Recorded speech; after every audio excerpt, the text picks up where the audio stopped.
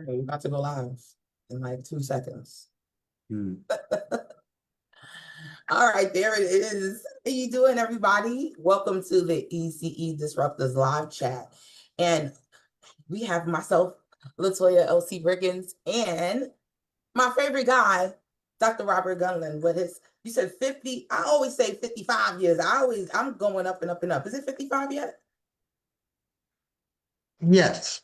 Okay, 55 years of experience. Hey, Dr. Gundling, how you doing? I'm I'm so fine. excited. I'm always excited when we get to talk because I learn so much. And I know today we were talking about the partnerships. And you got to talking about Head Start. Can we go? I just want to dive right in because I know we only have a few minutes, but Well, partnerships can apply to Head Start because we have the Head Start funded program that provides the funding for collaboration and partnerships between early childhood programs. The grantee is partnering with other early childhood businesses. And that's so with Head Start, I know that like I heard so much with pay equity, with Trump and the Head Start. Is Head Start over? Like, did they defund it or did they just Head Start still exists. okay? There's an office of Head Start in DC at LaFont Plaza. So it still can be accessed. It's just Got it. I threatened. knew it. I couldn't. Oh, LaToya, Janice is very excited. I'm Hey, now Janice. very excited because her granddaughter just got a job that I knew she'd get, but who am I? Congrats. Look at that. Workforce development in real time. Yeah. Yeah, well, she to me is a good example also, as from my perspective. He worked in a dysfunctional organization. They did her a favor and cut it off, and she did what she needed, and now she's going to be with Children's Hospital of the King's Daughters. I think it's the biggest children's hospital network in this area. It's the only one in the area. Yeah, Really? it's huge. Well, that's right on topic when we talk about, you just said, and pun intended, it's all about the children. Your second debut book, published book. Let's talk about that real quick and how We're live. yeah, and that's okay. Because we got to get it in because it's all in the topic of workforce development. So, when it comes down to the children's hospital, that's right on target because your book is Oh yeah, well, about the children. and you want to talk about collaboration and partnerships. When I was on the leadership team of the early childhood organization in DC, we had a very live, engaged partnership with Children's Hospital. Yeah. Yeah. Oh, sure. I was on, you name what they were doing, and we were there. They were doing pilots to get pediatricians to collaborate with early childhood businesses. We were talking about how to be able to start to think about ways that either the early childhood business or the doctor's office could share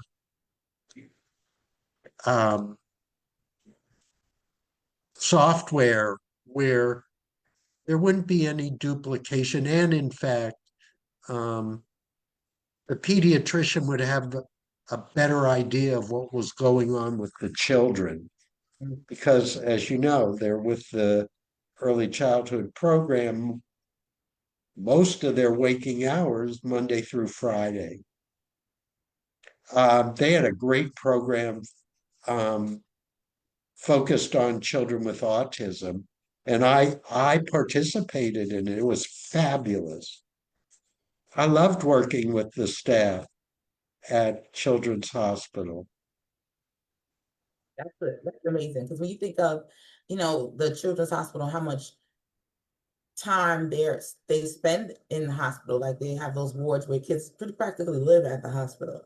And I'm like, do they have programs that come in and teach them? Like, do they, or they just don't go to school at all? I just never even thought of that. Like, what do the kids that are like in the hospital, do they have tutors? Do they even care about school? Or is it more That like falls on the school, that falls, I believe, in DC on the school district, DC public schools, charter schools. But Children's Hospital has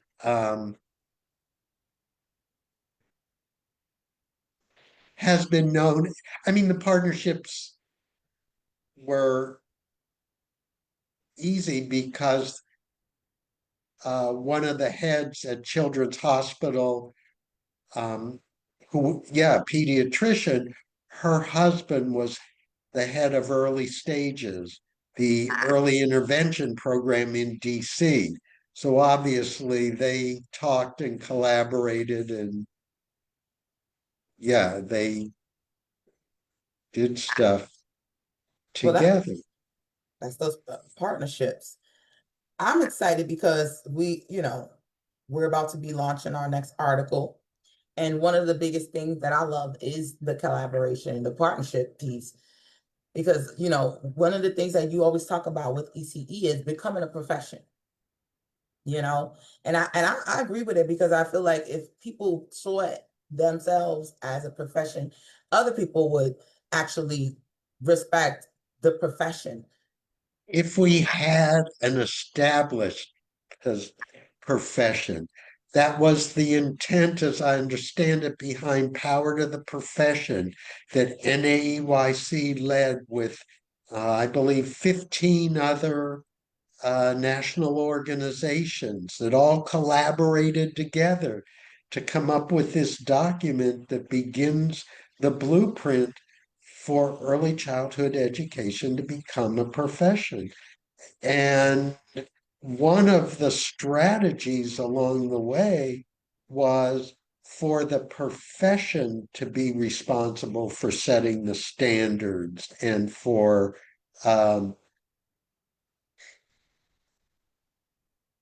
setting the standards and who gets in and who doesn't get in. And So what happened? it's patterned after nursing, because nursing wasn't always a profession. So like the RN kind of deal, like all the Yes, you have to RN, be LPN. registered. Anybody, no, you just can't walk in and say, "Oh, I want to be a nurse." You gotta sit for an exam, or I guess it was live. My partner Janice's granddaughter, she had to go through. She had to pass a certification to get now the job that she's been offered, and I'm sure is going to accept. So the certifications and the degrees become the pathway for becoming the professional, so that the profession, in my opinion, would require that if you want to work in an early childhood program, you have to have a minimum of a CDA. But I thought we already had that. So what do you We mean? have it I believe we have it in DC, but it's not across the country. That's a good I have a good question off of that. And that was a fight internally. Yeah, There were so those who said, my that's not right, that's not fair. Okay, well, but that was part of which I was the president of the DC affiliate board at the time. The internal and NAYC led it. I mean, the internal fight when it was proposed for this new reaffiliation structure of NAEYC. I was in that room. I mean, people were going at it with claws and crying and would this, and then there was an outside facilitator, and so she did a fabulous job. That by the end, everyone owned how they felt and their emotion, but agreed it was the right thing to do and became united. We're going to do that. I remember they gave out champagne to toast that we were able to move through a very contentious and challenging moment in our field. Um, Government started out because it was in social services, daycare. I mean, and yeah, we didn't have an organization or the time, I believe, to do the initial work to set this up in a context of children. So it's all been about patchwork. And as far as our work, LaToya, and the workforce um, development, you were on the cutting edge when your organization invited us to offer the CDA for some of your clients who wanted to go into early childhood education. And I'm proud of the fact one of the clients who was in the class, before the class was over, she had already been promised a job. So she walked right into a job because she had the CDA. She just needed to have a refresher. Mhm. And then one other one who, how am I going to do this, Dr. Gundling? You're not alone. We're in this boat together and you will do it. And we're getting, I think, more of the data to demonstrate that it does make a difference. And talk about partnerships.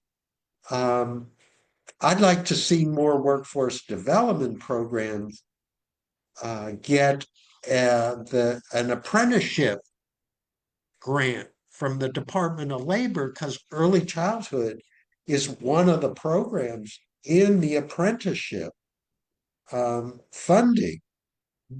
And I mean, I worked with a family child care educator who we were working because a community college had the apprenticeship um, fund program. And they just couldn't wrap their arms around, well, why would we want you? You know, like, excuse me. But yeah, and so I think there's work to be done on both sides. And if both sides would work together, that was the gift you gave me, LaToya, to really create the relationship so that I got to better know your organization and then to work collaboratively with you to get what we wanted and felt, believed was right in place. And that's a lot of what I found in my 55-year career. A lot of what we do is common sense. Yeah. I mean, yeah. And I'm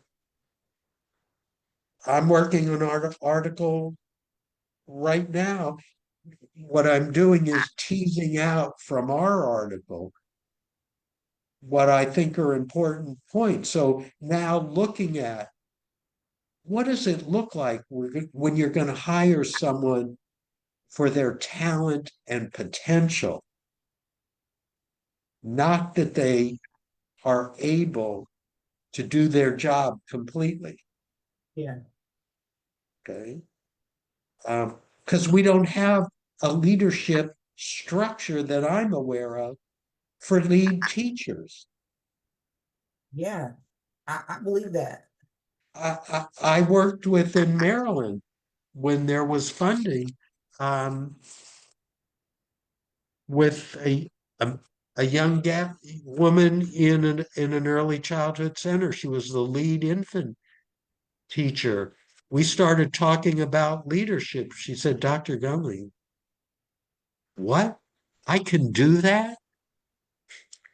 I said to her, like, well, the issue was they were constantly changing the assistant teachers.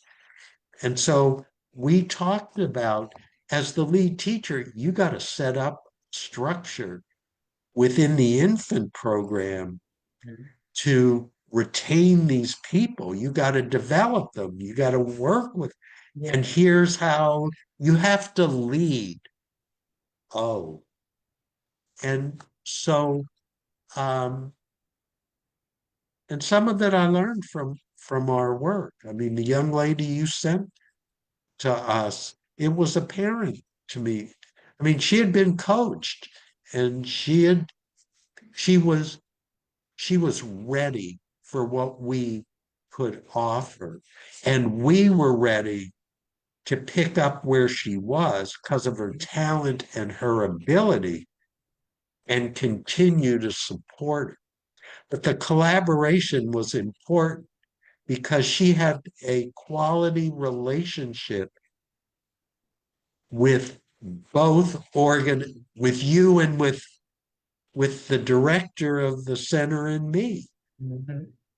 Um, so so what I realized is we're suggesting to people, and we're going to come out very soon with this article about the collaboration with workforce. We got to support the members of our Facebook group. Um, Exactly. yeah, well, how do you go about doing it? Because I think, understandably so, there's that level of fear. I don't know these people and they don't know me. So how do I do this? Yeah. Yep. I, So one thing I know we got to go, but one thing that you said that I think is really missing is the people understanding in those roles that the development that's on them, that they don't think that they're responsible for the development of someone else.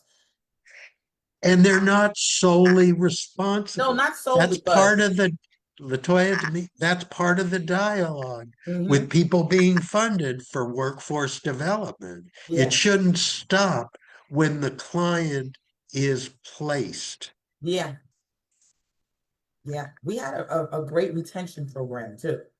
Great retention. That's why we saw so many great results because of that high touch, and the prep, actually creating a space for people. And like you said, and being open to development, because I think what happens in workforce development, you expect the person to be fit in like this cookie cutter. I want this, that, and the third. And they're not thinking about a person that can be developed, that has the heart for it, that has the intangibles for that position, but can use a little bit more polish, maybe can use a little bit more practice or guidance, leadership, to be great for that role. And I think that was another flex of that partnership, Dr. Gilliam, because you guys were open to develop it. You weren't like, oh, she has to be this, that, and the third, and know everything. No, you guys were open to creating an environment that supported her growth and her development. And she came ready for that. Like she was like, make me over. Like, like come and like tell me what I need to know. Because she was really invested in the mission. And I think Well, that and your work opened the door for you to be collaborating with the largest Head Start grantee in DC. Yeah. So part of the blueprint is there, and I'm hoping we're going to be able to share with people along the way, stay focused on how, about what we did and how it gets done. So we're giving people tools for them to replicate it. And I've got 1 minute, LaToya, Okay. and Let's then see I'll what you're gonna hand leave it us off with. to you.